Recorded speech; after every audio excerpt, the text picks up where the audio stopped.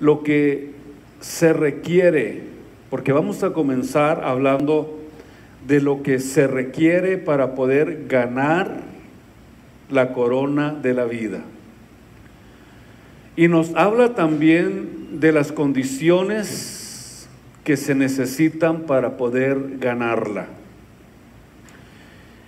Y varían un poco las condiciones a comparación de la corona de justicia que estudiamos anteriormente.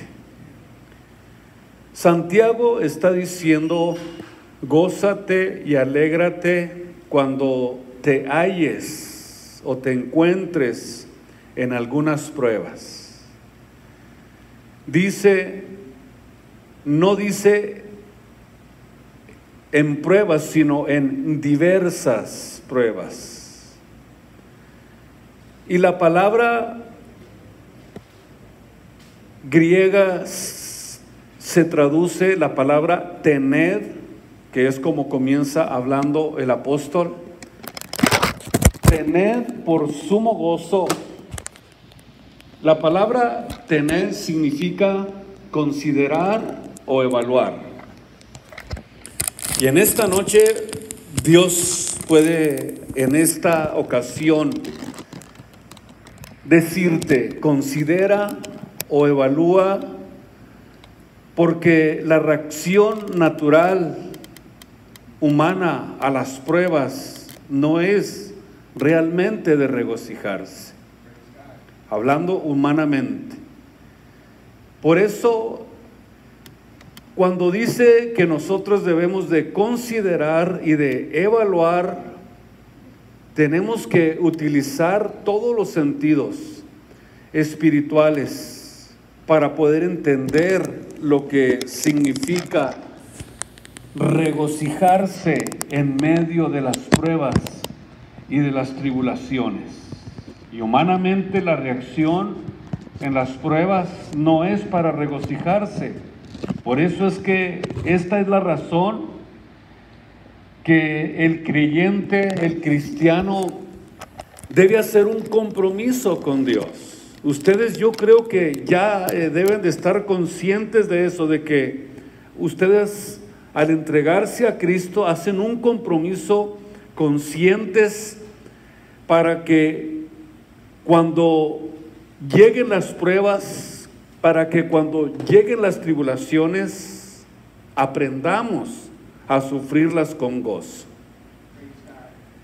A lo mejor ustedes están analizando, pero ¿cómo puede ser que puede ser angustiado, atribulado y tener gozo? Por ejemplo, el apóstol Pablo decía en Filipenses 3:1: hermanos, resta, oh hermanos, que os regocijéis en el Señor. Escuchen esto, lo que dice Pablo, Filipenses 3:1.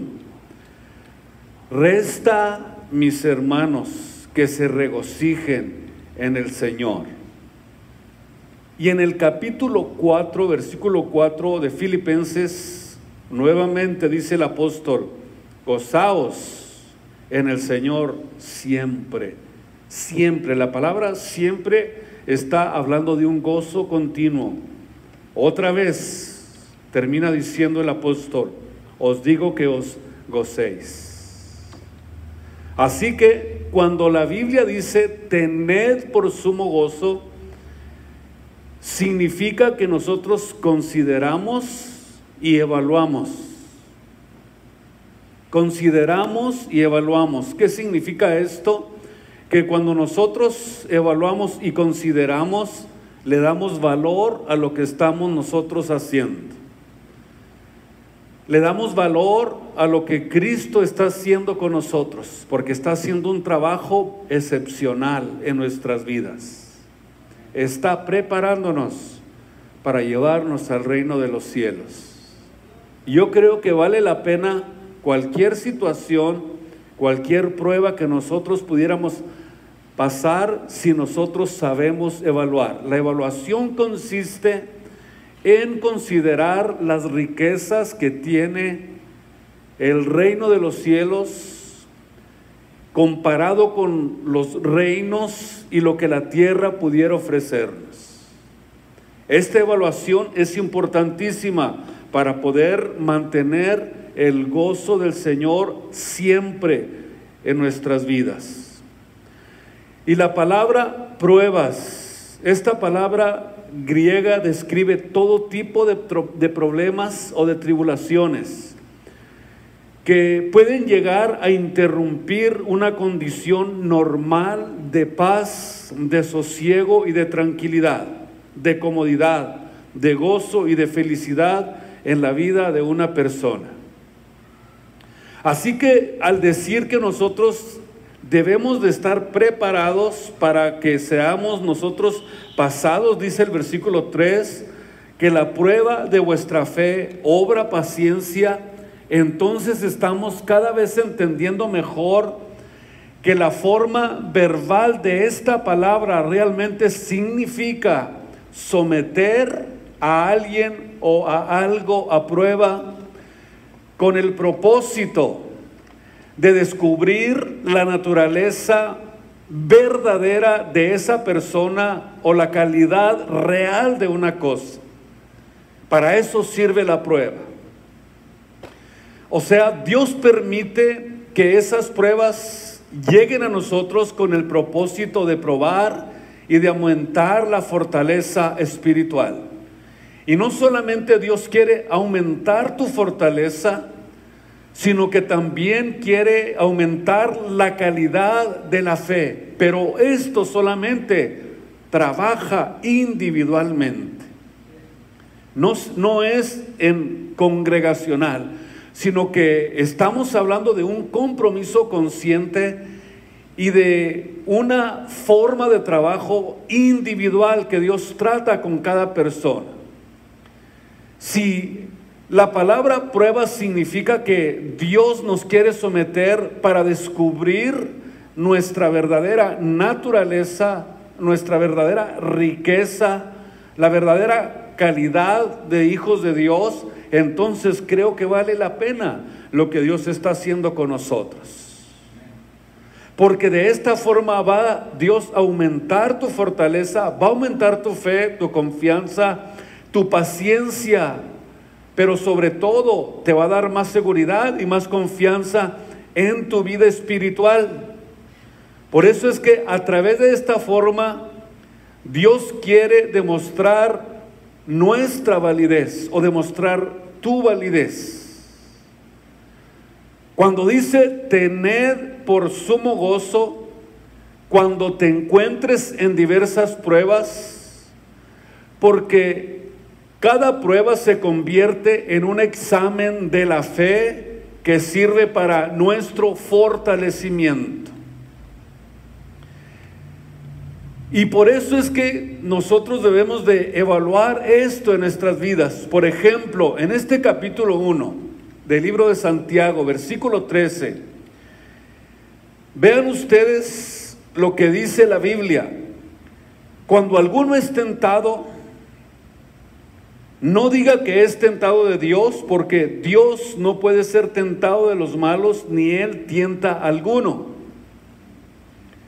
Sino que cada uno es tentado cuando de su propia concupiscencia es atraído y cebado. Y la concupiscencia, después que ha concebido, da a luz o pare el pecado, y el pecado, siendo cumplido, engendra muerte en la vida de la persona. Por eso sigue diciendo, amados hermanos, no erréis.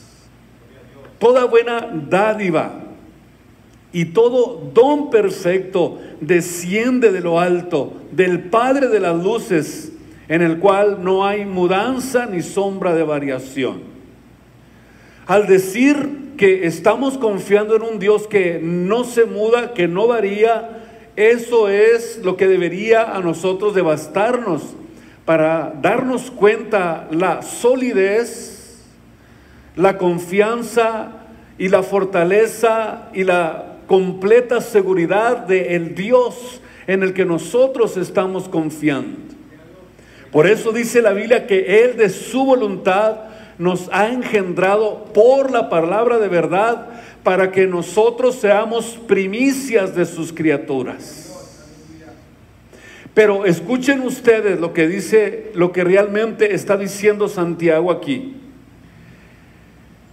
Que si el creyente, el cristiano, no pasa la prueba y comienza a actuar con comienza a actuar de una reacción incorrecta cuando llega la prueba, cuando llega la lucha. Si comienza el cristiano a actuar con una reacción incorrecta para él o para el cristiano, eso que Dios quiere hacer en tu vida se convierte en una tentación, no en una prueba. ¿Estamos entendiendo? Esto es muy importante que cada uno de ustedes lo pueda captar en esta noche. O sea que cuando Dios nos prueba, si actuamos de la forma incorrecta, esa prueba que Dios puso para nosotros se convierte en una tentación, o más bien dicho, se convierte en una invitación para pecar, lejos de ser una prueba. ¿Y qué es lo que sucede cuando se convierte en una invitación a pecar? Se convierte en una proposición continua para hacer el mal. Porque si tú le abres un poquito la puerta al pecado, ya la tentación se convierte en algo continuo que te va a estar atacando día y noche, hasta sueñas con el pecado. Es impresionante lo que puede suceder cuando no se entiende el plan y el propósito de Dios. Por eso es que vimos que la palabra pruebas, sin embargo, la palabra prueba, donde estamos, versículo 3, está diciendo que sabiendo que la prueba se refiere al criterio utilizado para examinar la calidad de algo. Y Dios quiere examinar la calidad de cristiano que eres. Y Dios prueba la perseverancia. Dios prueba el sufrimiento. Dios prueba la culpabilidad en la tentación. Por ejemplo, si tú no pasaste la prueba en la tentación, entonces, lejos de convertirse en algo que te fortalece, que te hace fuerte, que te da victoria, se convierte en una culpabilidad en nuestras vidas. Entonces Dios prueba todo lo que está haciendo con nosotros. Nada de lo que pasa con nosotros viene porque viene o simplemente porque llega, sino que todo lo que sucede en nuestras vidas es Dios moviéndose. Dios está probándonos. Dios prueba las obras justas que haces. Dios prueba lo que hablas. Dios prueba los deseos y también las satisfacciones mundanas. Prueba la paciencia. Prueba a ver si soportas. Prueba la veracidad y prueba también si nosotros verdaderamente nos hacemos de verdaderos dependientes de Él. Por eso es que cuando Él prueba nuestra fe, Él prueba todas las áreas de nuestra vida y nos prueba hasta en la oración, en todas estas áreas. Y sentimos que de repente en nuestras vidas se nos juntan todas las cosas de repente. Y como que todo llega de golpe y decimos, pues ahora, como se dice en México, ahora sí que realmente me está lloviendo en mi milpita. Llegan momentos de tribulación, de angustia, de adversidades, de tentaciones, y como que todo se junta. Y esas diversas pruebas son morales, físicas, económicas y por todos lados, etcétera y etcétera. Sin embargo, el apóstol, inspirado por el Espíritu Santo, nos dice que nos gocemos. que nos gocemos. Parece algo contradictorio. Es más, le voy a ser honesto, parece hasta absurdo desde el punto de vista humano. Parece algo hasta irracional lo que nos está diciendo el apóstol Santiago. Y la razón, porque a lo mejor humanamente nosotros vemos esto contradictorio, absurdo, irracional, es porque realmente todas estas cosas tienen un propósito divino. Y cuando Santiago escribió esta carta, dice en el versículo 1 que fue dirigida a las 12 tribus de Israel que estaban dispersadas por todos lados. En otras palabras, Santiago estaba dirigiendo su carta a cristianos perseguidos en esa época. Estaba escribiéndosela a cristianos que estaban siendo realmente atribulados, estaban siendo angustiados, estaban siendo perseguidos por el emperador romano Claudio en ese tiempo.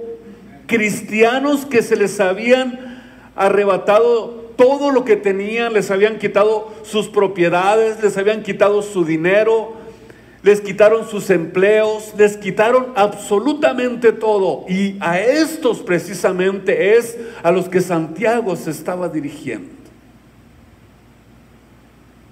Hombres que habían perdido absolutamente todo, que ya no tenían dinero ni para sobrevivir. Cristianos que vivían bajo un gobierno totalitario, bajo un gobierno déspota y un gobierno anárquico, completamente.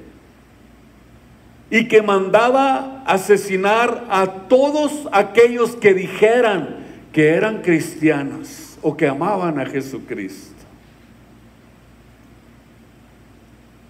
Cuando nosotros analizamos el tiempo en que fue escrita esta carta, entonces es que le encontramos sentido a lo que Santiago estaba diciendo. Estaba tratando de animarles, estaba tratando de infundirles aliento, ánimo, para que no desmayaran, porque Dios, a todo aquel que sufre por Él aquí en esta tierra, lo va a recompensar en la vida eterna. Les va a dar la corona de la vida a todos los que estén dispuestos a dar sus vidas por Él.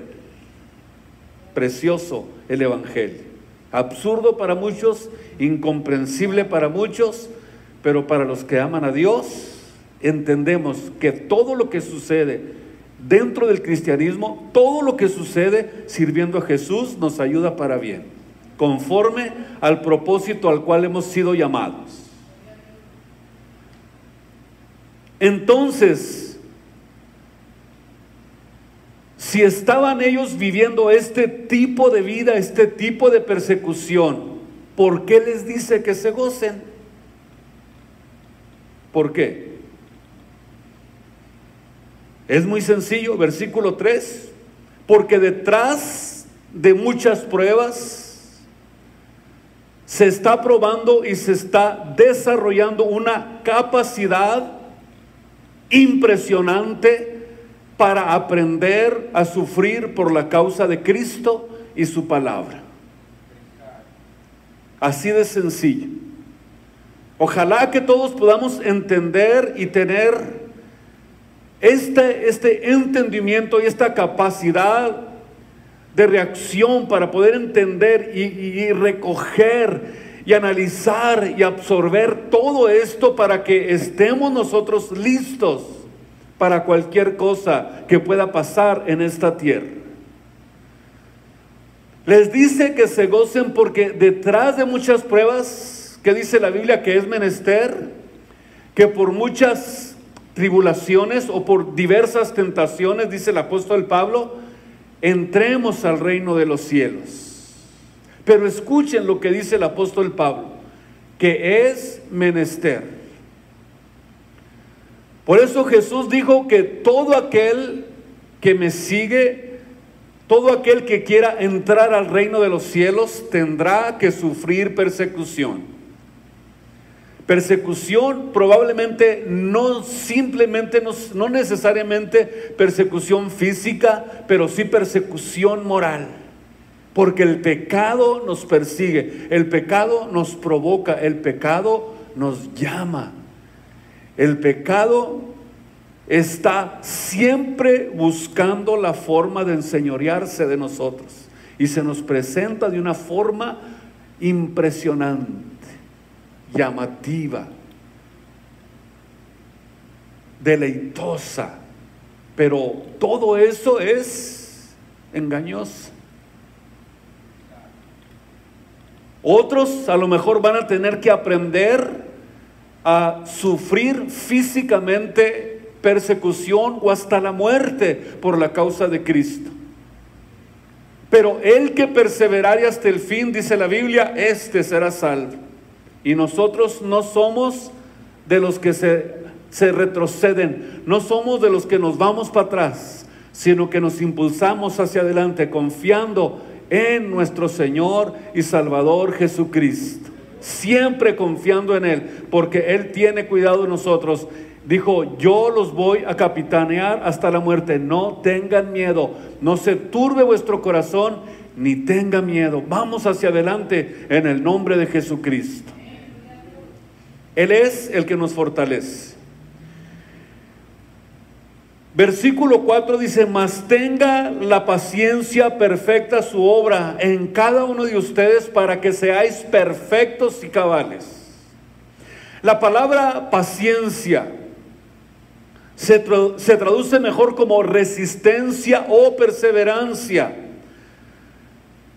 Entonces el cristiano tiene que aprender a resistir y a perseverar por medio de las pruebas.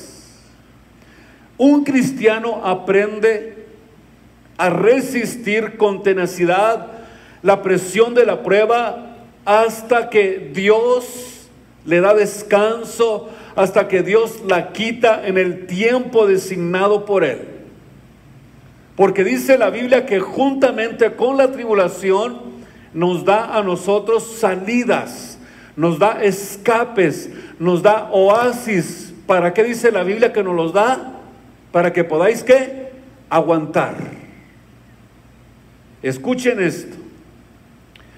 O sea que juntamente con la tentación, con la tribulación, con la persecución, dice la Biblia que nos da la salida. Y todos los cristianos, cuando aprenden a resistir con tenacidad, con inteligencia espiritual, pueden ver los descansos, pueden ver los oasis, pueden ver las salidas que Dios nos da para que podamos soportar.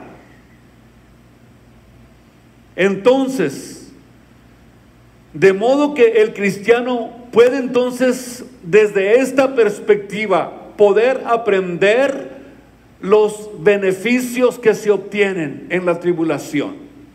Mientras un cristiano no disfrute, no comprenda y no pueda apreciar los beneficios que se obtienen, nunca va a querer sufrir por la causa de Jesucristo.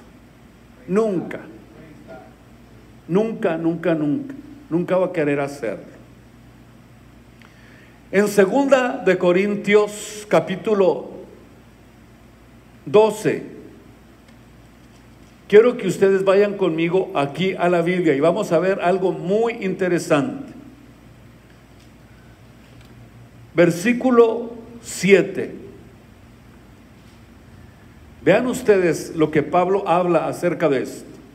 ¿Cómo nosotros podemos apreciar los beneficios que se obtienen cuando somos atribulados por la causa de Cristo?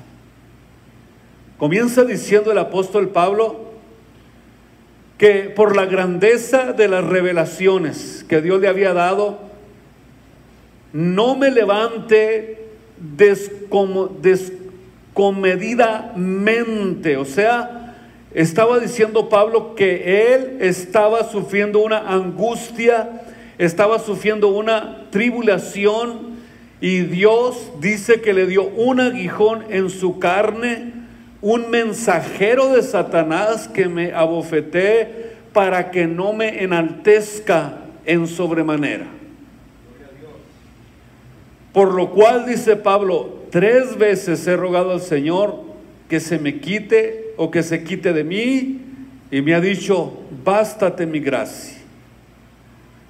Porque mi potencia, mi poder en la flaqueza se perfecciona. Por tanto, de buena gana me gloriaré más bien en mis flaquezas, porque habite en mí la potencia, o porque habite a mí el poder de Cristo, el Espíritu Santo.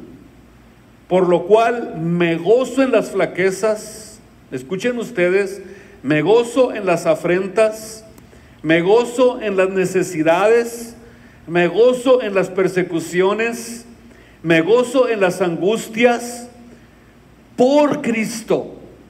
Porque cuando soy flaco, cuando siento debilidad, cuando me siento que ya no puedo más, entonces es por el poder de Cristo que está en mí. Vean ustedes, Pablo está diciendo que fue enviado por Dios un mensajero para mantenerlo humilde, como en el caso de Job. O sea, fue la causa inmediata, pero Dios fue la última causa. O sea que ellos pudieron evaluar perfectamente que todo lo que estaba sucediendo, Dios lo estaba tolerando. Y cuando Dios no quiere que nosotros dejemos de estar a lo mejor con alguna angustia, con alguna tribulación, es porque quiere perfeccionar su poder en nosotros. Pablo está diciendo que le mandó una persona a Satanás endemoniada y no una enfermedad física. Le mandó un mensajero que provenía de Satanás, un líder de los falsos apóstoles, que a través de ellos se las arreglaba para querer destruir la iglesia que el apóstol Pablo amaba con todo su corazón. Y Pablo dice que sentía como si le hubieran atravesado una estaca en el corazón por lo que estaba sucediendo, algo doloroso que estaba sufriendo el apóstol. O sea que el ataque fue doloroso, pero tuvo propósito. ¿Verdad que tuvo un propósito el ataque que sufrió el apóstol Pablo? Fue doloroso, pero tenía un plan. Dios tenía un propósito. Dios permitió que Satanás ocasionara estos problemas en la iglesia severos con el fin de que Pablo se mantuviera humilde al servicio de Dios y no se enalteciera por lo que él había experimentado. Quien por haber tenido tantas revelaciones, y dice la Biblia que tuvo hasta un éxtasis, una visión que lo llevó directito hasta el tercer cielo. Imagínense ustedes. Entonces, por todo lo que el apóstol Pablo había recibido, por la experiencia que había él obtenido con Dios, por lo que él había experimentado, habría podido enorgullecerse. Y Dios le dice, bástate mi gracia. ¿Y qué dice la Biblia? Dios le concedió gracia. Dios nos concede gracia, porque la gracia de Dios en nosotros nos hace capaces para soportar las tribulaciones. Impresionante. La gracia de Dios en nosotros nos da capacidades sobrenaturales para soportar cualquier cosa que venga en contra de nosotros. Cualquier cosa, lo que sea. La gracia es una disponibilidad constante que Dios nos concede. De hecho, Él habita en nosotros. Y como Él habita en nosotros, su gracia en nosotros es constante, es todo el tiempo. Y Dios nos concede esa gracia para soportarlo todo. ¿Por qué? Porque es el poder de Dios que habita en nosotros. Por eso, todo cuanto más débil sea este cuerpo humano, con más claridad resplandece en medio de la prueba. Con más claridad resplandece en medio de las tribulaciones. ¿Por qué? Porque la gracia de Dios nos capacita para soportarlo todo. Absolutamente todo. Todos los que tratan de huir de la prueba, cuando Dios les da una responsabilidad, nunca crecen, nunca maduran espiritualmente y siempre están huyendo de las aflicciones. No quieren sufrir por la causa de Cristo. Están constantemente huyendo de las aflicciones y del dolor, y día y noche se la llevan quejándose de los demás. Por eso, permanecer, escúchenme bien, permanecer debajo de la prueba, nos dice la Biblia que nos va a recompensar con la corona de la vida. Nos va a recompensar con la corona de la vida, dice Santiago, la cual Dios ha preparado para todos aquellos que le aman y esperan su venida. Versículo 12 del capítulo 1 del libro de Santiago. Bienaventurado el varón que sufre la tentación, que no le huye a las situaciones difíciles, que no le huye a las pruebas, que no le huye a las tribulaciones, que no le huye a las angustias. Y luego sigue diciendo, porque cuando fuere probado recibirá ¿qué? La corona de la vida que Dios ha prometido a todos los que le aman. Y yo estoy seguro que ustedes aman a Cristo, pero necesitan aprender a pasar por tribulaciones, por angustias. Esto es de vital importancia. Dios nos va a recompensar con la corona de la vida. Y luego dice Santiago que la paciencia debe de tener su obra completa. Y la razón es porque Dios quiere que seamos maduros, no más duros, sino maduros. La palabra perfectos en el griego es la palabra teleios. ¿Y saben lo que significa maduros? Ahora saben por qué se los digo. Y para que seas maduro y para que seas cabal, sin faltar nada en tu vida cristiana, vemos entonces que no es una referencia a una perfección libre de pecado, sino a una madurez espiritual. A una madurez espiritual.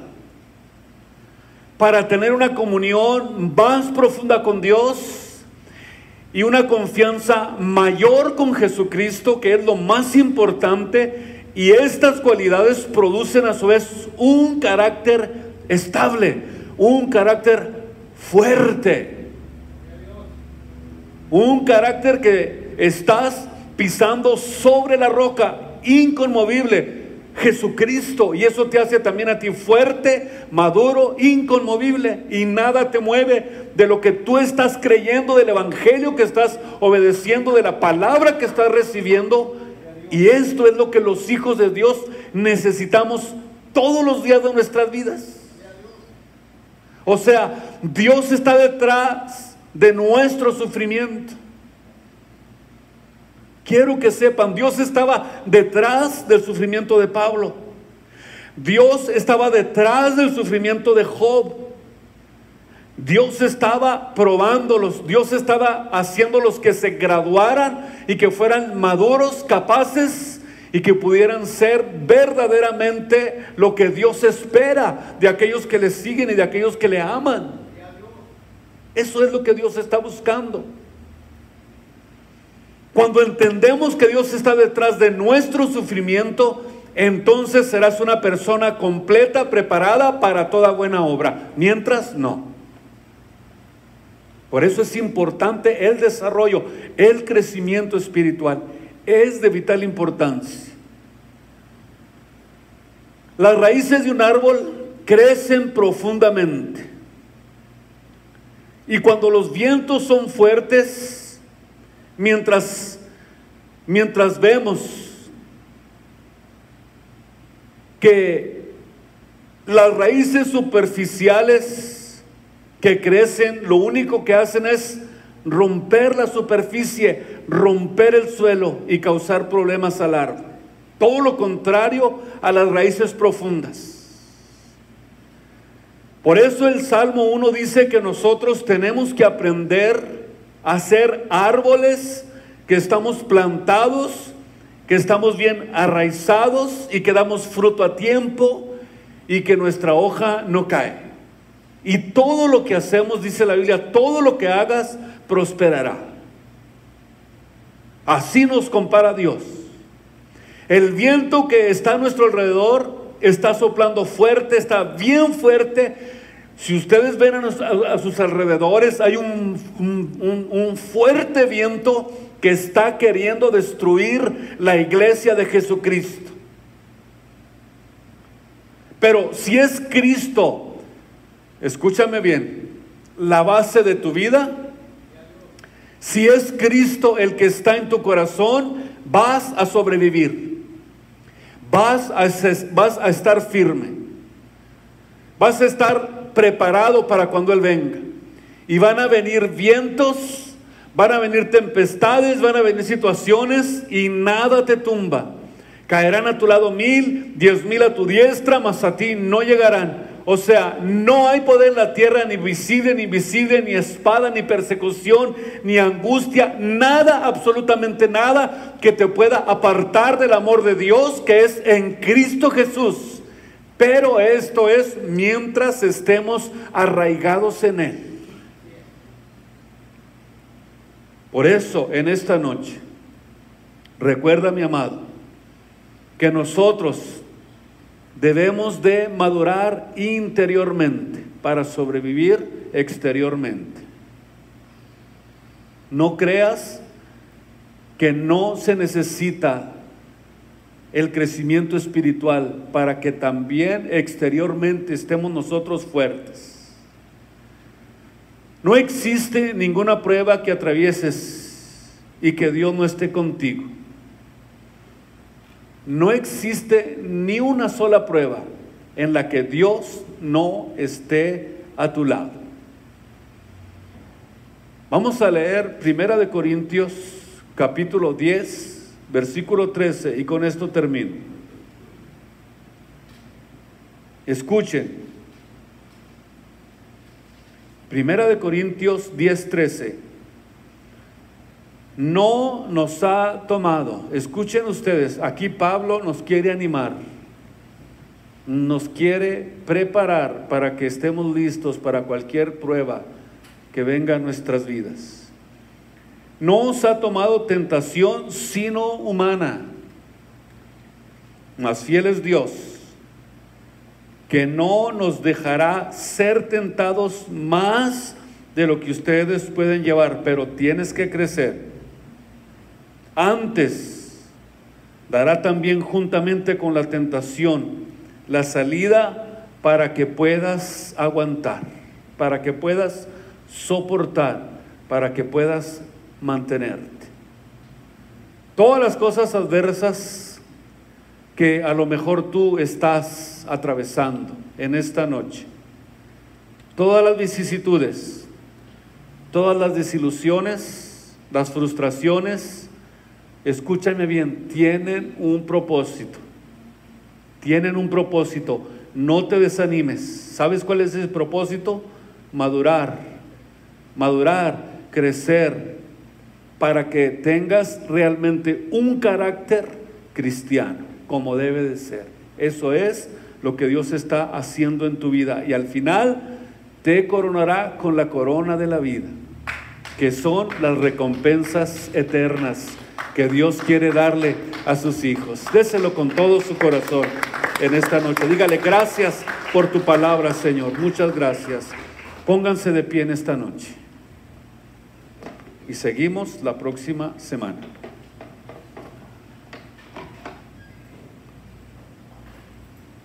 ¿Qué le parece si a través de un canto devocional ustedes adoran a Dios y le piden a Dios: Señor, ayúdame a masticar bien este mensaje, quiero entenderlo mejor, pero quiero practicarlo, quiero en la práctica aprender, en la práctica quiero madurar, no decir simplemente que estoy listo, sino en la práctica yo quiero crecer y madurar.